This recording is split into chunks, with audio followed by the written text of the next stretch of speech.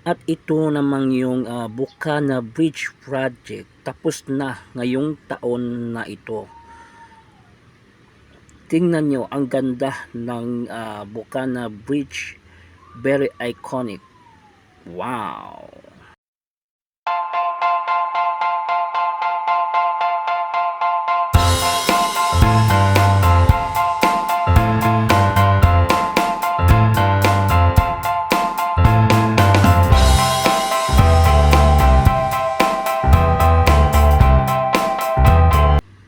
안녕하세요 여러분. 잘 지냈어요? 보고 싶어 해보겠어. 만나서 반갑습니다. Ngayon is January 2, 2026. Happy New Year to all. Ngayon recap po tayo sa mga project, sa mga accomplish at saka yung mga project ongoing pa. So update po tayo ngayon 2026 January 2. Tara, let's go.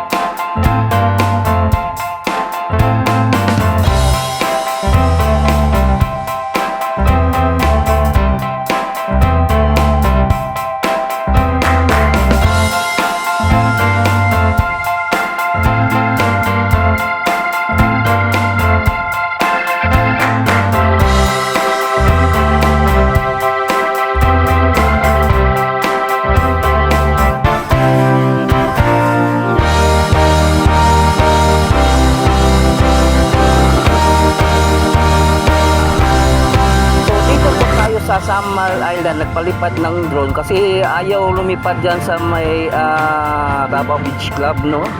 Ayaw talaga niya kahit ano pilitin natin. So dito ako pumunta sa may Limaw, Samal Island para makita natin yung crane na itinayo dito, no? Dito sa may Samal Island banda, no? Ito po yung titingnan po natin, no?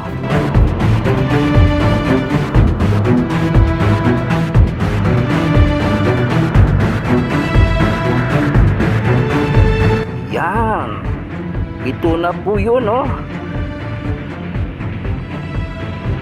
May tower crane na po na nakatindig, isa sa may bandang gitna ng dagat, no? Yung dadaanan ng barko ito yung tinindigan ng tower crane, no? Wow, may isa na. Wow, hanep.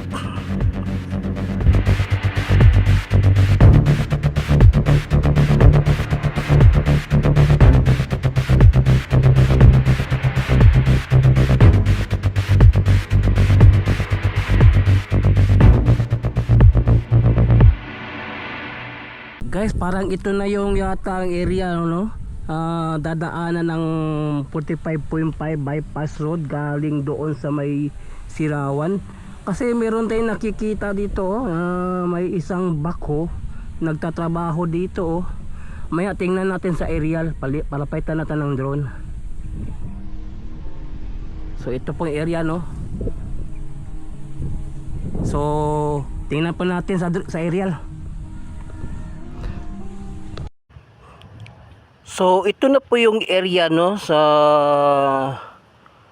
yung dadaanan ng 45.5 bypass road. So dito merong nagtatrabaho dito na may nagbabako dito banda, no. So ipinakita ko lang ito sa inyo, itong area na ito, para meron tayong idea na dadaanan ng 45.5 bypass road galing ng Sirawan, no, patungo dyan sa may Mulig Turil, then lulusot dyan sa may sabi sa tabi lang daw ng Sports Dome Complex dadaan itong bypass road, no.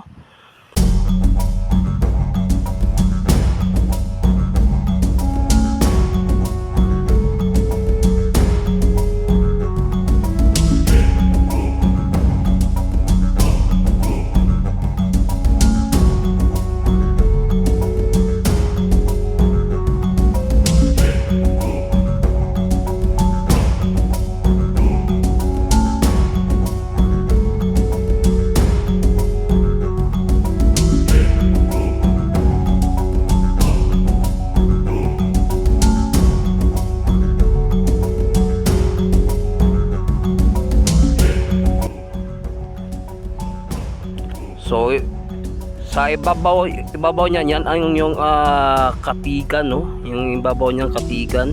Nandyan yung parang tambayan ng bayan. Yung merong kainan dyan sa taas. Yung merong nagbibisikleta dyan. Katulad ko, nagbibisikleta ako din dyan. Nagda-downhill din ako dyan, no?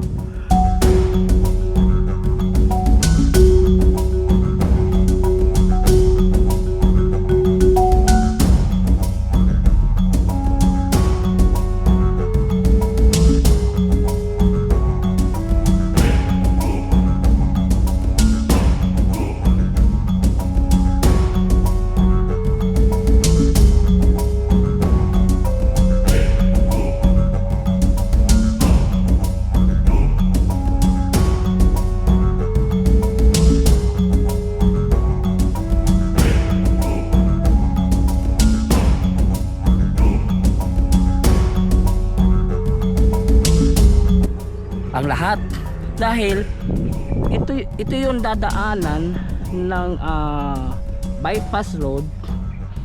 Sa likod nito, ito po yung dadaanan niya. Yan po.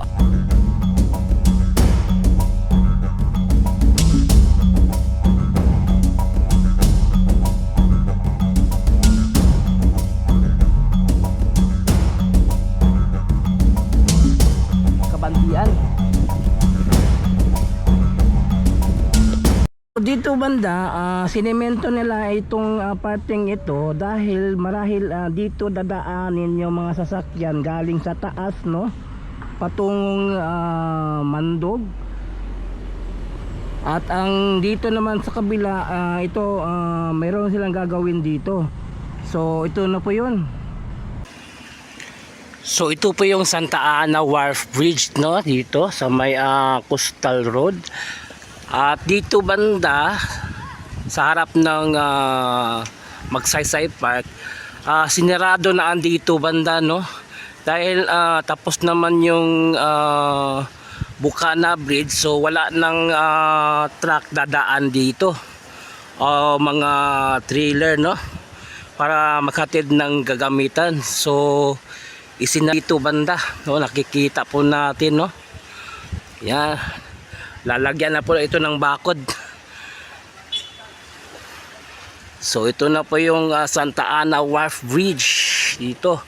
Ito yung patungo ng Leon Garcia, patungong Arcastillo, patungo ng Duterte, San Juan. Then last segment ng Davao Coastal Road ang Arcastillo Jerome, no? So ito po yung kalagayan po dito, no? Tingnan po natin doon sa unahan. So ito yung Arcastillo Jerome. Ito yung last segment ng Davao Coastal Road, no? Ang katulad dito sa Jerome, katulad din ng Rojas extension, may mga box culvert rin ang gagawin dito. Kaya lang dito sa may Arcastillo Jerome, maraming isisettle pa na bahay dito banda, oh. Ito pong isisettle.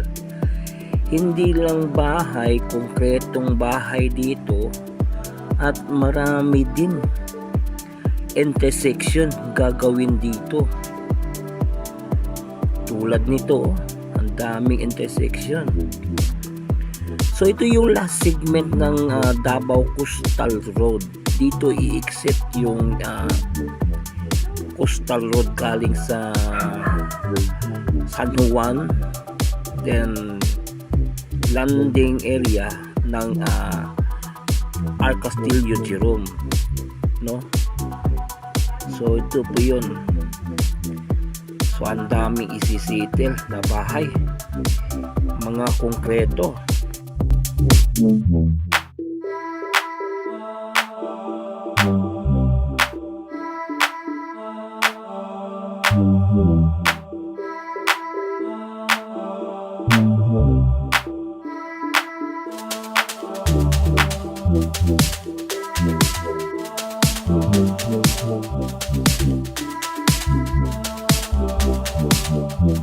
So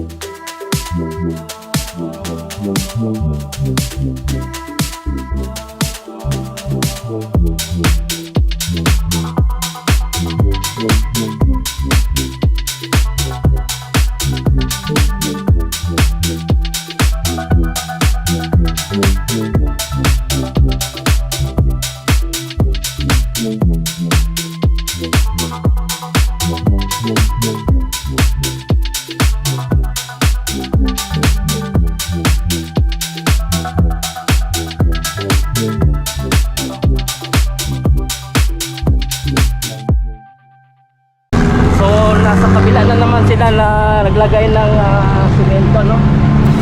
So nakikita po natin halos yung rampa pantay na sa may flyover, no?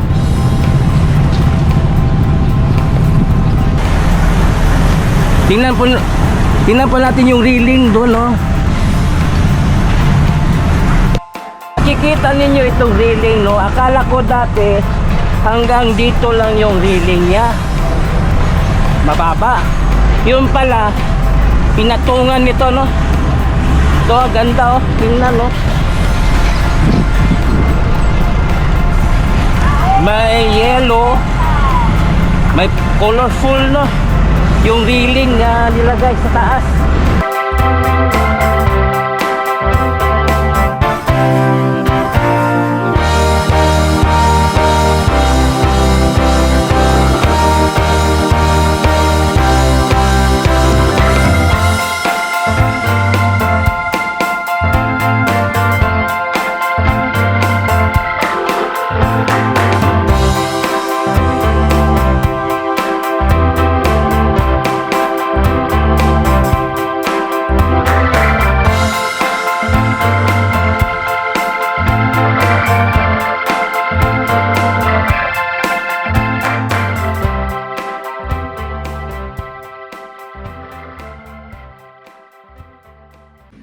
At ito namang yung Bukana Bridge Project. Tapos na ngayong taon na ito.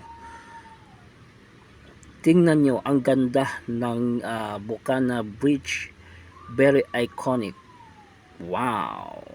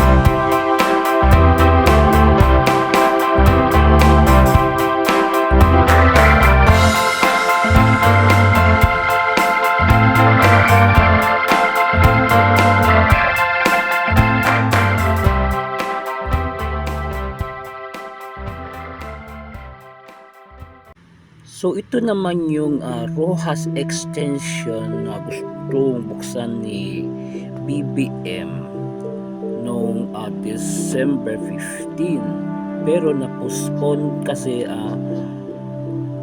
unfinished, hindi pa fully finished itong Rojas extension. Ang dami pang kulang, tulad nito may box culvert pa ginagawa at wala pang mga street lights at ang traffic line, no? So ito hindi pa ito nabuksan sa publiko, pero nung last 3 days ay nabuksan na ito sa publiko at pinadaanan na kahit na hindi pa fully finish itong project dito sa may Rojas Extension. Yan po.